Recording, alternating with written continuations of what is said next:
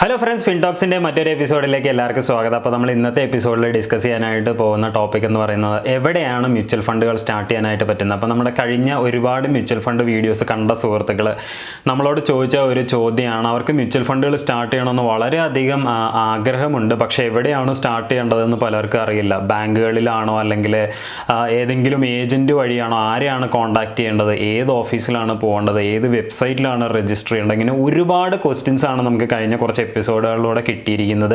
അപ്പോൾ ഞാൻ എന്ത് ചെയ്തു എന്ന് പറഞ്ഞു കഴിഞ്ഞാൽ, നമ്മുടെ മ്യൂച്വൽ ഫണ്ടുകൾ റിലേറ്റ് ചെയ്തിരിക്കുന്ന എല്ലാ വീഡിയോസും കൂടെ ഞാനൊരു പ്ലേലിസ്റ്റ് ഉണ്ടാക്കിയിട്ടുണ്ട്. അപ്പോൾ നമ്മുടെ ചാനലിൽ ആ പ്ലേലിസ്റ്റിൽ നോക്കിക്കഴിഞ്ഞ് കഴിഞ്ഞാൽ നിങ്ങൾക്ക് മ്യൂച്വൽ ഫണ്ട് റിലേറ്റഡ് ആയിട്ടുള്ള വീഡിയോസ് കാണാനായിട്ട് സാധിക്കും. അപ്പോൾ അങ്ങനെയുള്ള ആളുകൾക്ക് വേണ്ടി, മ്യൂച്വൽ ഫണ്ടിനെ പറ്റി കൂടുതൽ അറിയാൻ ആഗ്രഹിക്കുന്ന ആളുകൾക്ക് വേണ്ടിയാണ് നമ്മളങ്ങനെ ചെയ്തിരിക്കുന്നത്.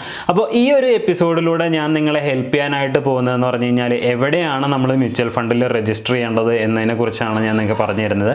അപ്പോൾ ആദ്യമായിട്ടാണ് നമ്മുടെ വീഡിയോ കാണുന്നതെന്നുണ്ടെങ്കിൽ നമ്മുടെ ചാനൽ സബ്സ്ക്രൈബ് ചെയ്യാനായിട്ട് മറക്കരുത്. അതുപോലെ തന്നെ അതിൻ്റെ സൈഡിലുള്ള ബെൽ ബട്ടൺ എനേബിൾ ചെയ്യുക. So once again welcome back to Fintalks. This is Alex Jacob.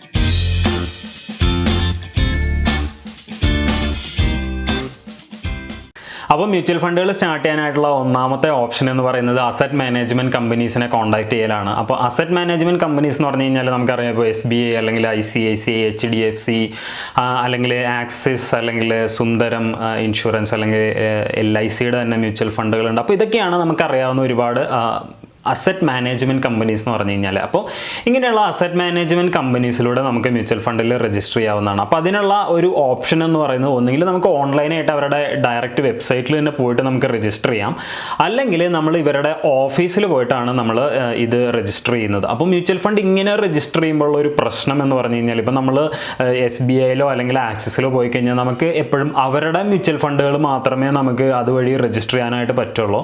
മറ്റ് മ്യൂച്വൽ ഫണ്ടുകൾ നമുക്ക് രജിസ്റ്റർ ചെയ്യാനായിട്ട് പറ്റില്ല. അപ്പോൾ അതുകൊണ്ട് തന്നെ ഈ അസറ്റ് മാനേജ്മെൻറ്റ് കമ്പനീസിൽ പോയിട്ട് മ്യൂച്വൽ ഫണ്ടിൽ ജോയിൻ ചെയ്യുന്നവർ വളരെ കുറവാണ് എന്ന് വേണമെങ്കിൽ നമുക്ക് പറയാം. എന്നിരുന്നാലും ഇതാണ് ഒരു ഓപ്ഷൻ ഉള്ളത്, അതായത് ഓഫ്ലൈനായിട്ട് നമ്മൾ അവരുടെ ഓഫീസ് വിസിറ്റ് ചെയ്തിട്ട് നമുക്ക് മ്യൂച്വൽ ഫണ്ടിൽ ജോയിൻ ചെയ്യുന്നത് ഈ ഒരു രീതിയിലാണ്. അപ്പോൾ അടുത്ത് വളരെ കോമൺ ആയിട്ടുള്ള ഒരു ഓപ്ഷനാണ് നമ്മുടെ മ്യൂച്വൽ ഫണ്ട്സുകളൊക്കെ നമ്മുടെ ഒരു മ്യൂച്വൽ ഫണ്ട് ഡിസ്ട്രിബ്യൂട്ടർ അല്ലെങ്കിൽ ഒരു മ്യൂച്വൽ ഫണ്ട് ബ്രോക്കർ, അല്ലെങ്കിൽ നമുക്ക് വേണമെങ്കിൽ ഒരു ഏജൻറ്റ് എന്നൊക്കെ വേണമെങ്കിൽ വിളിക്കാം, അങ്ങനെയുള്ള ആൾ വഴി നമ്മൾ മ്യൂച്വൽ ഫണ്ടിൽ രജിസ്റ്റർ ചെയ്യുന്നത്. അപ്പോൾ ഇത്രയും നാളുകളായിട്ട് വളരെ കോമൺ ആയിട്ട് ആളുകൾ ഫോളോ ചെയ്തുകൊണ്ടിരുന്ന ഒരു മെത്തേഡും അത് തന്നെയാണ്.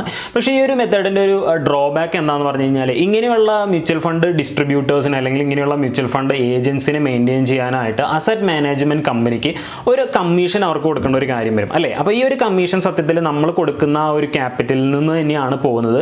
നമ്മൾ ഡയറക്റ്റായിട്ട് ഒരിക്കലും ഈ ഏജൻറ്റിനെ പേ ചെയ്യല്ല ചെയ്യുന്നത്. പ്രോഫിറ്റ് ഉണ്ടാകുന്ന സമയത്ത് ഈ അസറ്റ് മാനേജ്മെൻറ്റ് കമ്പനി തന്നെയാണ് ഒരു ചെറിയൊരു പെർസെൻറ്റേജ് ഇവർക്ക് കമ്മീഷനായിട്ട് കൊടുക്കുന്നത്. അപ്പോൾ അതുകൊണ്ട് തന്നെ നമ്മുടെ പ്രോഫിറ്റിൽ ഒരു ചെറിയ കുറവ് ഉണ്ടാവും. ഇങ്ങനെയുള്ള രീതിയിലുള്ള മ്യൂച്വൽ ഫണ്ട്സിൽ നമ്മൾ ഒരു ഏജൻറ്റ് വഴിയോ അല്ലെങ്കിൽ ഒരു ഡിസ്ട്രിബ്യൂട്ടർ വഴിയോ നമ്മൾ മ്യൂച്വൽ ഫണ്ട്സിൽ രജിസ്റ്റർ ചെയ്യണമെന്നുണ്ടെങ്കിൽ, എന്നാൽ അതൊരു വലിയൊരു പെർസെൻറ്റേജ് ഒന്നുമല്ല, എന്നിരുന്നാൽ പോലും ഒരു ചെറിയൊരു എമൗണ്ട് നമുക്ക് ഇതിൽ നിന്ന് നഷ്ടമാവുന്നുണ്ട് എന്ന് വേണം നമ്മൾ മനസ്സിലാക്കാനായിട്ട്. മാത്രമല്ല, ഇങ്ങനെയുള്ള ഒരു ഫണ്ടുകളെ നമ്മൾ പൊതുവെ റെഗുലർ ഫണ്ടുകൾ എന്നാണ് നമ്മളിതിനെ പറയുക. അപ്പോൾ എന്താണ് റെഗുലർ ഫണ്ട് അല്ലെങ്കിൽ എന്താണ് ഡയറക്റ്റ് മ്യൂച്വൽ ഫണ്ട്സ് എന്നുള്ളത് നമ്മുടെ കഴിഞ്ഞ ഒരു എപ്പിസോഡിൽ നമ്മൾ ചെയ്തിരുന്നു. അപ്പോൾ ആ വീഡിയോ കാണാത്ത സുഹൃത്തുക്കളുണ്ടെങ്കിൽ ആ ഒരു വീഡിയോ കണ്ടു കഴിഞ്ഞാൽ നിങ്ങൾക്ക് ഇത് തമ്മിലുള്ള ഡിഫറൻസ് എന്താണെന്ന് മനസ്സിലാവും. മാത്രമല്ല, ഇതിൻ്റെ ഒരു ബെസ്റ്റ് പാർട്ട് എന്ന് പറയുന്നത്, നമ്മൾ ഇതിൻ്റെ പേപ്പർ വർക്കുകളോ കാര്യങ്ങളോ ഒന്നും നമ്മൾ അറിയണ്ട. കാരണം നമ്മൾ അപ്രോച്ച് ചെയ്യുന്ന ഈ ഡിസ്ട്രിബ്യൂട്ടർ തന്നെ നമ്മുടെ ഫിനാൻഷ്യൽ ഗോളിനനുസരിച്ച് നല്ല മ്യൂച്വൽ ഫണ്ട് സെലക്ട് ചെയ്യാനായിട്ട് നമ്മളെ ഹെൽപ്പ് ചെയ്യും. നമുക്ക് വേണ്ട എല്ലാ ഹെൽപ്പും അവർ തന്നെ പ്രൊവൈഡ് ചെയ്യും എന്നുള്ളതാണ് ഇതിൻ്റെ ഒരു ബെറ്റർ പാർട്ടായിട്ടുള്ളത്. ഇനി ആളുകൾ ഇതിനകത്ത് ശ്രദ്ധിക്കേണ്ട ഒരു കാര്യം, അല്ലെങ്കിൽ ഇതിനകത്ത് മിക്കവർക്കും പറ്റുന്ന ഒരു പ്രശ്നം എന്താണെന്ന് പറഞ്ഞു കഴിഞ്ഞാൽ, പലരും ചിലപ്പോൾ ഈ വരുന്ന മ്യൂച്വൽ ഫണ്ട് ഡിസ്ട്രിബ്യൂട്ടർ ഒരു ക്വാളിഫൈഡ് ആയിട്ടുള്ള ആളാണോ എന്ന് പലപ്പോഴും പരിശോധിക്കാറില്ല. അപ്പോൾ അത് വലിയൊരു തെറ്റ് തന്നെയാണ്. കാരണം നമ്മൾ ഇത്രയും വലിയൊരു നമ്മുടെ ഒരു ക്യാപിറ്റൽ നമ്മൾ ഇൻവെസ്റ്റ് ചെയ്യുമ്പോൾ നമ്മൾ അതിന് ഹെൽപ്പ് ചെയ്യാനായിട്ട് വന്നിരിക്കുന്ന ആൾക്ക് റൈറ്റ് ക്വാളിഫിക്കേഷൻ ഉണ്ടോ എന്ന് നമ്മളെപ്പോഴും പരിശോധിക്കണമല്ലോ. അപ്പോൾ അതിനുവേണ്ടി നമ്മൾ ചെയ്യേണ്ടതെന്ന് പറഞ്ഞു കഴിഞ്ഞാൽ, നമ്മൾ അപ്രോച്ച് ചെയ്യുന്ന ഒരു മ്യൂച്വൽ ഫണ്ട് ഡിസ്ട്രിബ്യൂട്ടർ അല്ലെങ്കിൽ ആ ഒരു ഡീലർക്ക് നമ്മൾ AMFI സർട്ടിഫിക്കേഷൻ ഉണ്ടോ എന്ന് നമ്മൾ വെരിഫൈ ചെയ്യണം. അതായത് association of mutual funds India എന്ന് പറഞ്ഞ അവരുടെ ഒരു എക്സാം ഉണ്ട്. അപ്പോൾ എക്സാം എഴുതി അതിൽ ക്വാളിഫൈഡ് ആയിട്ടുള്ള സർട്ടിഫൈഡ് ആയിട്ടുള്ള മ്യൂച്വൽ ഫണ്ട് ഡിസ്ട്രിബ്യൂട്ടേഴ്സ് ആണ് നമ്മൾ അപ്രോച്ച് ചെയ്യുന്നതെന്നുണ്ടെങ്കിൽ നമുക്ക് ധൈര്യമായിട്ട് പ്രൊസീഡ് ചെയ്യാം. കാരണം ഇവർ ഇതിനെക്കുറിച്ച് പഠിച്ച് എങ്ങനെയാണ് ഇത് പിക്ക് ചെയ്യേണ്ടതിനൊക്കെ പറ്റി നല്ല അറിവുള്ള ആളുകളായിരിക്കും.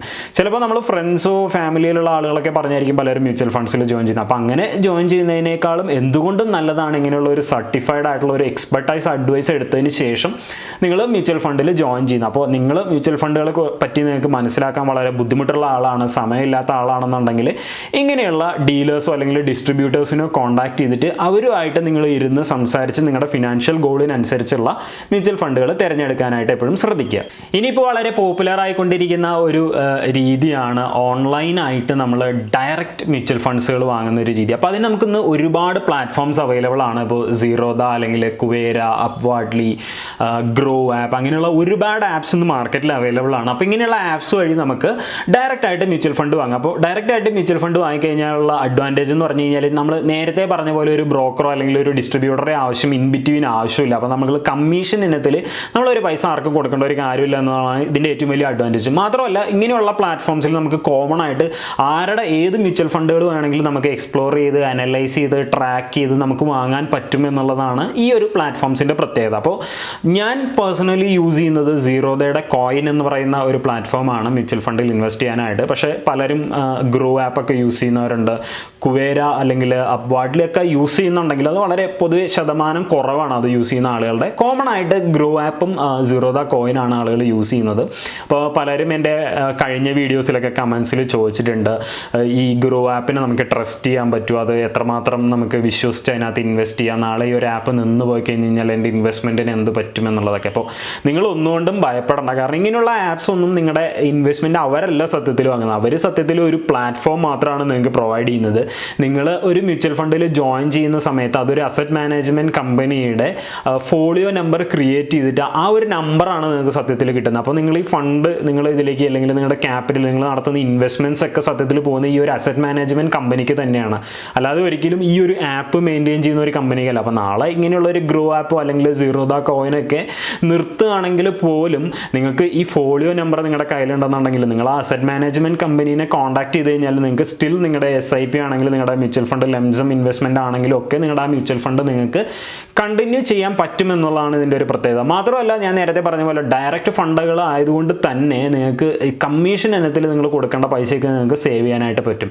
അപ്പോൾ നിങ്ങൾക്ക് വളരെയധികം ഹെൽപ്ഫുള്ളായി ഈ വീഡിയോ എന്നാണ് ഞാൻ പ്രതീക്ഷിക്കുന്നത്. അപ്പോൾ ഞാൻ നേരത്തെ പറഞ്ഞ പോലെ നമുക്ക് 3 ഓപ്ഷൻസ് ഉണ്ട്. ഒന്നാമത്തെ ഓപ്ഷൻ എന്ന് പറയുന്നത് നമ്മൾ ഡയറക്റ്റ് ആയിട്ട് അസറ്റ് മാനേജ്മെൻറ്റ് കമ്പനിയിൽ പോവുക, നമ്മുടെ ഡീറ്റെയിൽസ് ഒക്കെ കൊടുത്ത് നമ്മൾ രജിസ്റ്റർ ചെയ്യുക, നമ്മൾ മ്യൂച്വൽ ഫണ്ട് സ്റ്റാർട്ട് ചെയ്യുക. അതിൻ്റെ ഡ്രോബാക്ക് എന്ന് പറയുന്നത് നിങ്ങൾക്ക് ഒരിക്കലും മറ്റുള്ളവരുടെ ഫണ്ടുകൾ പിക്ക് ചെയ്യാനായിട്ട് പറ്റില്ല. രണ്ടാമത്തെ വളരെ കോമൺ ആയിട്ടുള്ള ഒരു ഓപ്ഷൻ എന്ന് പറയുന്നത് ഒരു മ്യൂച്വൽ ഫണ്ട് ഡിസ്ട്രിബ്യൂട്ടർ വഴി നിങ്ങൾ ജോയിൻ ചെയ്യുക. അപ്പോൾ നിങ്ങൾക്ക് ഒന്നും അറിയേണ്ട കാര്യമില്ല, അയാളെ മാത്രം കോൺടാക്ട് ചെയ്താൽ മതി. അപ്പോൾ അങ്ങനെയുള്ള ഒരുപാട് കമ്പനീസ് ഇന്ന് കേരളത്തിലുണ്ട്. അപ്പോൾ അങ്ങനെയുള്ള കമ്പനീസിൻ്റെ അങ്ങനെയുള്ള ഡിസ്ട്രിബ്യൂട്ടേഴ്സിനെ കോൺടാക്ട് ചെയ്ത് കഴിഞ്ഞാൽ അവർ നിങ്ങളെ ഹെൽപ്പ് ചെയ്യും ഒരു മ്യൂച്വൽ ഫണ്ട് പിക്ക് ചെയ്യാൻ, അതിൽ എന്തൊക്കെ ചെയ്യേണ്ടത്, അതിൻ്റെ ഡോക്യുമെൻറ്റേഷനും കാര്യങ്ങളൊക്കെ ആയിട്ട്. ഇനി നിങ്ങൾക്ക് ഇതിനെപ്പറ്റി ശരിയായ ഒരു ധാരണയുണ്ട്, നിങ്ങൾക്ക് തന്നെ ചെയ്യാവുന്നതാണ് എന്ന് നിങ്ങൾ മനസ്സിലാക്കി കഴിഞ്ഞാൽ നിങ്ങൾ മ്യൂച്വൽ ഫണ്ട് ഇൻവെസ്റ്റ്മെൻറ്റ്സിനെ കുറിച്ച് സ്വയമായി പഠിച്ച് നിങ്ങൾക്ക് തന്നെ ചെയ്യാവുന്ന ഒരു കോൺഫിഡൻറ്റ് ലെവലിൽ നിങ്ങൾ എത്തിക്കഴിഞ്ഞ് കഴിഞ്ഞാൽ നിങ്ങൾക്കുള്ള ഓപ്ഷനാണ് 𝗙𝗁 കോയിനും ഗ്രോ ആപ്പൊക്കെ പോലെയുള്ള പ്ലാറ്റ്ഫോംസ്. അപ്പോൾ അവിടെ നിങ്ങൾക്ക് ഡയറക്റ്റായിട്ട് അനലൈസ് ചെയ്ത് ട്രാക്ക് ചെയ്ത് നിങ്ങൾക്ക് തന്നെ സ്വന്തമായി മ്യൂച്വൽ ഫണ്ട് വാങ്ങുകയും മെയിൻറ്റെയിൻ ചെയ്യാനായിട്ടൊക്കെ പറ്റുമെന്നുള്ളതാണ് ഇതിൻ്റെ ഒരു വസ്തുത. അപ്പോൾ ഈ ഒരു എപ്പിസോഡ് നിങ്ങൾക്ക് വളരെയധികം ഹെൽപ്ഫുള്ളായി എന്ന് ഞാൻ വിചാരിക്കുന്നു. അപ്പോൾ നിങ്ങൾക്ക് എന്തെങ്കിലും സംശയം ഉണ്ടെങ്കിൽ, ഇനി ഇതിൽ കൂടുതൽ എന്തെങ്കിലുമൊക്കെ അറിയാനുണ്ട്, അല്ലെങ്കിൽ എങ്ങനെയാണ് ഇപ്പോൾ 𝗙𝗁 നിങ്ങൾക്കൊരു മ്യൂച്വൽ ഫണ്ട് സ്റ്റാർട്ട് ചെയ്യേണ്ടത്, എങ്ങനെയാണ് സെലക്ട് ചെയ്യേണ്ടത്, എങ്ങനെയാണ് SIP ബൈ ചെയ്യേണ്ടതെന്നൊക്കെ ഒരുപാട് സംശയങ്ങൾ ഉണ്ടായിരിക്കും. അപ്പോൾ അങ്ങനെയുള്ള സംശയങ്ങൾ ഉണ്ടെങ്കിൽ നിങ്ങൾ കമൻസിൽ രേഖപ്പെടുത്തുക. അപ്പോൾ ഞാൻ ചിലപ്പോൾ ഒരുപക്ഷെ ആ ഒരു കമൻസൊക്കെ നോക്കിയിട്ട് നമ്മൾ അതിനെപ്പറ്റി ഒരു വീഡിയോ ചെയ്യുന്നതായിരിക്കും. അപ്പോൾ ആദ്യമായിട്ടാണ് നിങ്ങൾ എൻ്റെ വീഡിയോ കാണുന്നതെന്നുണ്ടെങ്കിൽ ചാനൽ സബ്സ്ക്രൈബ് ചെയ്യാനായിട്ട് മറക്കരുത്. അതിൻ്റെ സൈഡിലുള്ള ബെൽ ബട്ടൺ എനേബിൾ ചെയ്യുക. സോ മറ്റൊരു എപ്പിസോഡിൽ കാണുന്നവരെ അലക്സ് ജേക്കബ് സൈനിങ് ഓഫ്.